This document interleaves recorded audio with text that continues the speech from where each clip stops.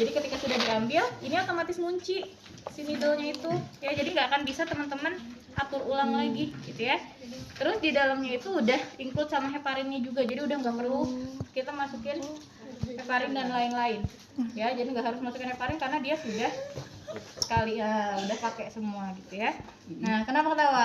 Pas aku nanya ya Bu yang ke perawat sana pakai heparin enggak? Kalau nggak pakai heparin Nggak usah kalau misalnya untuk yang squidnya langsung kayak gitu ya. Nah, Squid heparin ini, apa? Squid kayak gini. Oh, squid kayak gini.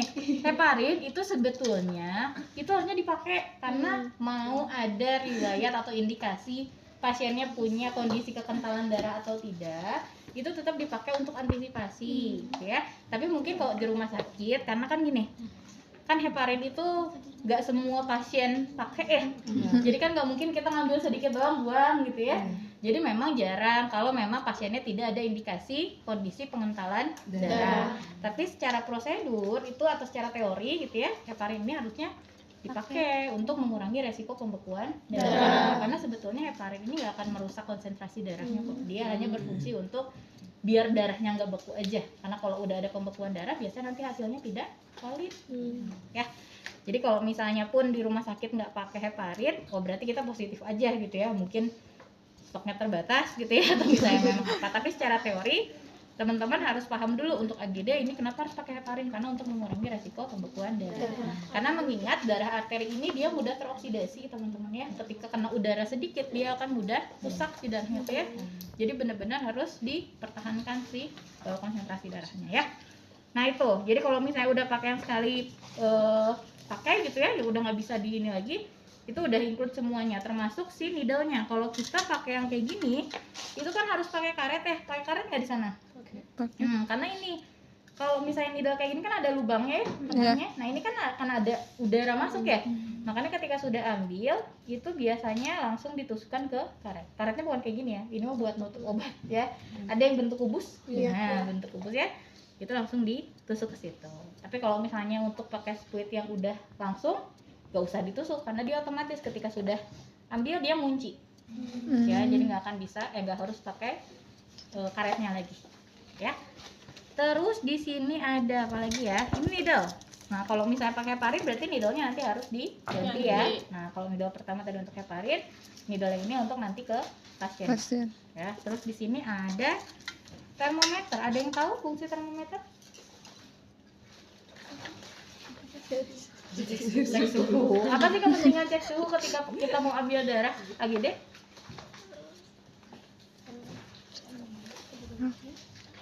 Dicek nggak suhunya kemana kan? Enggak. Oke, nggak apa-apa ya, teman-teman paham nanti ketika di lapangan sama secara teori seperti apa ya.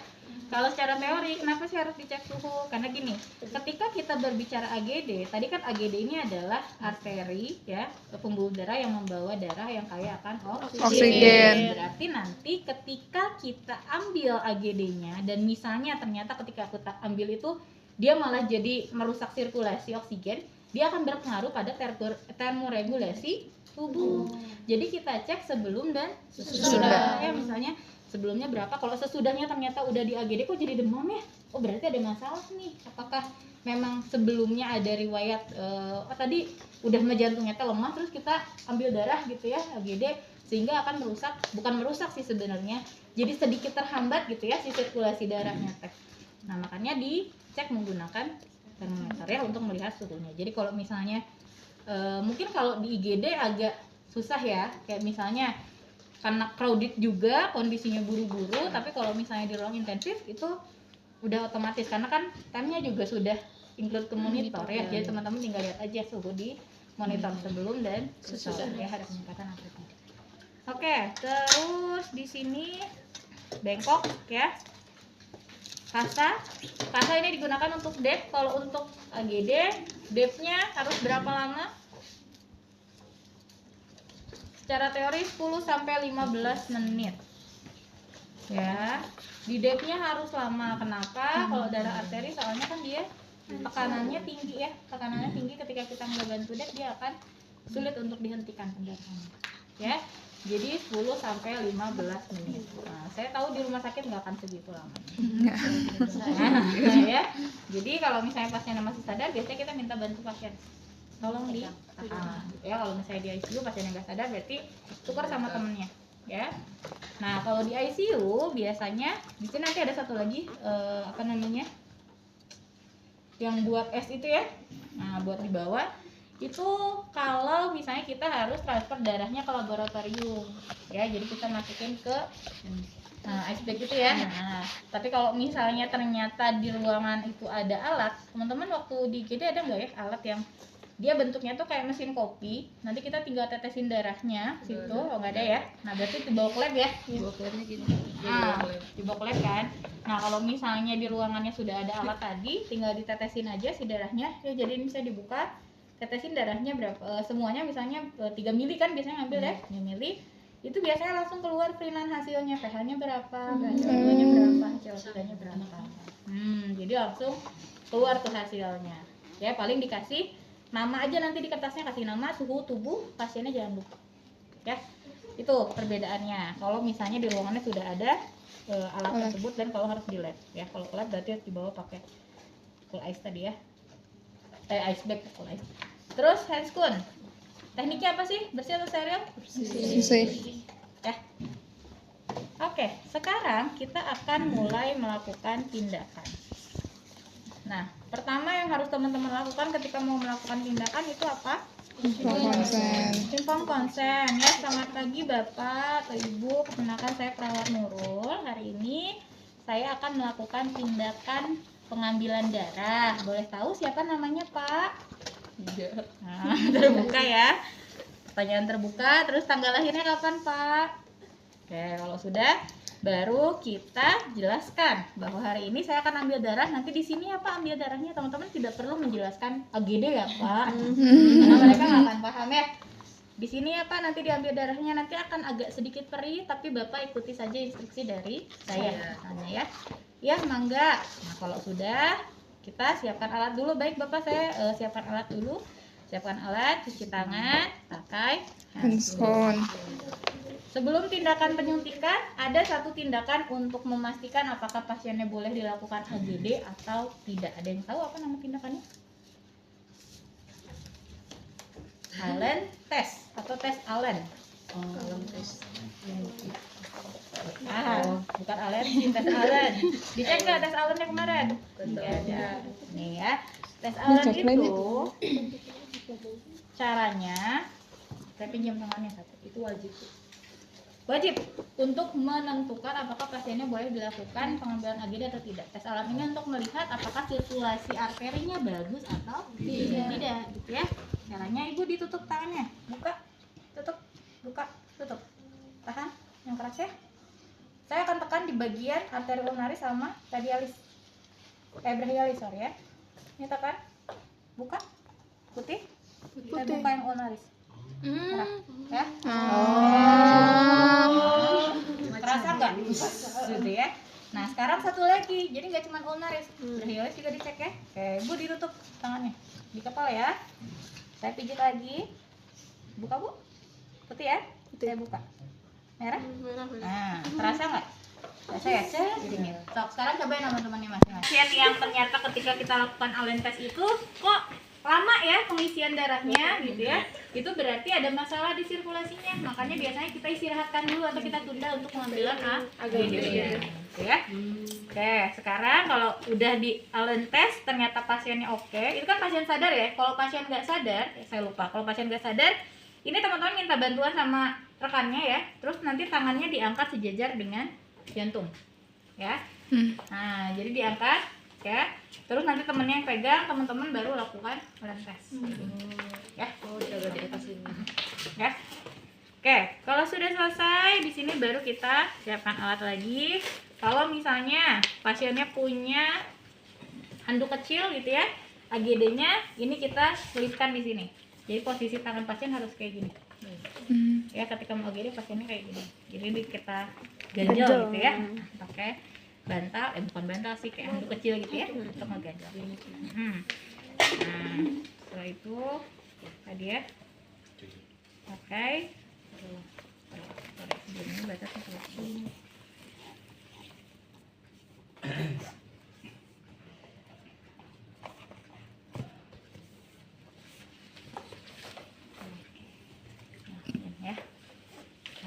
Udah, kita bawa alat-alatnya ke dekat pasien, bengkok. Terus di sini juga ada stok instrumen ya.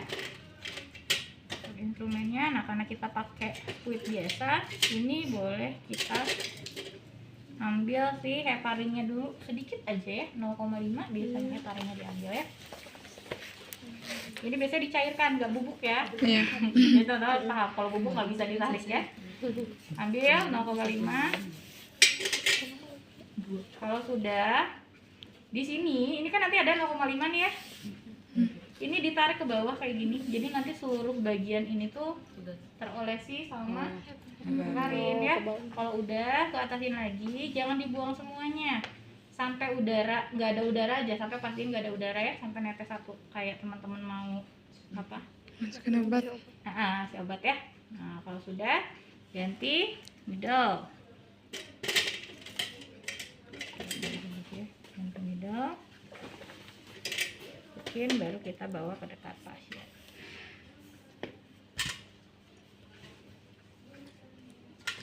Nah, cek suhu, jangan lupa kalau pasiennya tidak terpasang monitor berarti manual ya. Suhunya kita yang ngecek sebelum dan sesudah nanti. Jadi sebelumnya berapa dan sesudahnya berapa. Alkohol swab ini dibawa dan kasa steril ya. Kasa steril nanti dimasukin di sini. Kalau sudah di sini teman-teman pakai alkohol swabnya dulu.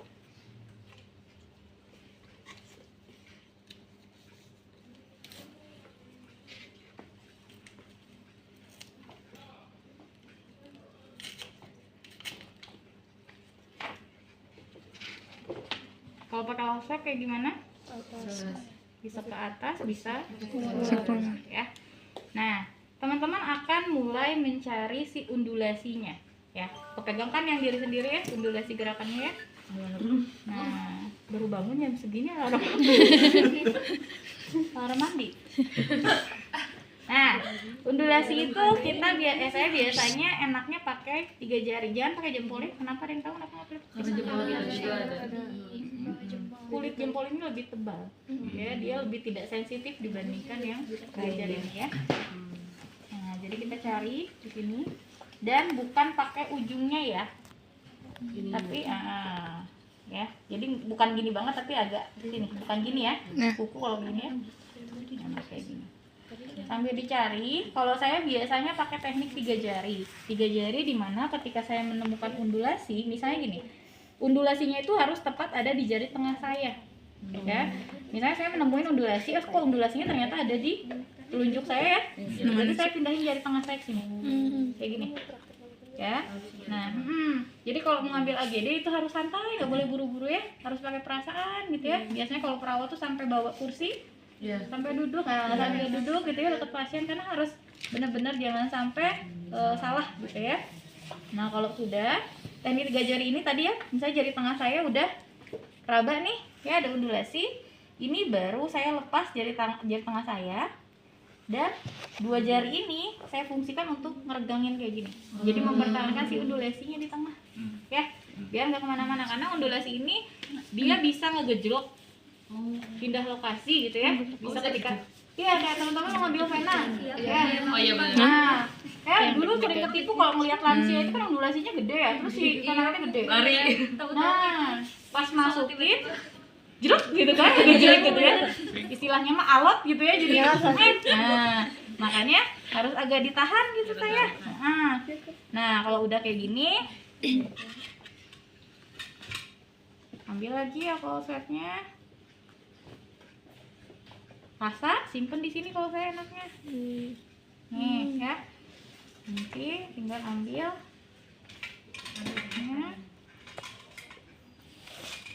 Posisinya kayak gimana? Posisinya boleh teman-teman kayak mau pegang pensil kayak gini gitu ya, atau mau kayak gini silahkan gitu ya. Yang penting tidak menyalahi aturan 30 sampai 45 derajat, dan posisinya harus ke arah jantung, bukan ke arah perifer ya, perifer ya. Ya. Jadi kalau misalnya nanti pas nyuntik ke sini, apa yang mau diambil dari sini? Kan darah dari jantung posisinya ya. Nah, kalau sudah kita menyambut. Kita ambil misalnya ya di sini, tadi undulasinya udah saya tandain tadi ya, di dekat di jari tengah. Nah, kalau misalnya mau memastikan boleh lagi ya dipegang lagi. Nanti kalau udah dimasukin 30-45 derajat. Yes, kalau AGD biasanya dia langsung naik ya, tapi nggak langsung naik gitu nggak ya, harus kita bantu tarik. Cuman dia akan cepat. Tapi kan kebanyakan teman-teman ketika masuk darahnya udah di sini nih, tapi tiba-tiba hilang. Iya. Pernah kan? Kenapa coba kayak gitu? Jarumnya nggak sih? Itu bisa jadi karena ada kondisi tusuk sate. Jadi teman-teman udah masuk terlalu dalam. Nah, jadi nusuk melewati. Padahal sebenarnya udah masuk. Makanya nanti caranya biasanya nanti ditarik dulu sedikit. Dimundurin. Nah, dipundurin gitu ya. Terus misalnya dibelokin gitu ya. Nah, tapi jangan gitu ya. Jadi kalau gagal jangan langsung dicabut ya. Coba teman-teman cari dulu gitu ya. Oke, sorry. Nah, tadi gini ya. Misalnya ternyata pas gini kok nggak masuk ya. Nah, fungsi dua jari saya di sini selain untuk meregangkan tadi, ini mencari pindah si undulasinya kemana. Misalnya pindahnya ke sini, ini tahan sini, kita tarik sedikit, masukin ke sini. Just gitu ya. Nanti kalau udah keluar baru bantu tarik. Walaupun sebenarnya dia naik sendiri ya kalau tekanan jari itu tinggi. Nah, kalau sudah keambil semuanya, ambil kasarnya, dicabut dan dimasukkan ke karet ya, di ratakan kayak gini ya. Kalau misalnya ada terbayang-bayang ya. Nah, ini ditahan 10-15 menit, baru ini dicek ke laboratorium. Ya, jadi sebenarnya nggak berbeda ya sama pengambilan pena. Cuman kalau arteri tadi ada beberapa yang beda, apa aja? Harus dikasih posisinya gitu ya. Terus tadi ada teknik atau tindakan sebelumnya ya, ada itu yang harus teman-teman perhatikan. Terus cek suhu ya, suhu sebelum dan sesudah. Oke, nyobain lagi ada enggak? Enggak, observasi aja. Observasi aja. Tapi ditawarin. Ditawarin yang di Lambo ya. Nah, kalau sudah tidak yakin. Makanya kabur-kaburan kan. Darahan Estar. Kalau misalnya gue sendiri gimana, misalnya perawatnya, pasiennya misalnya sadar,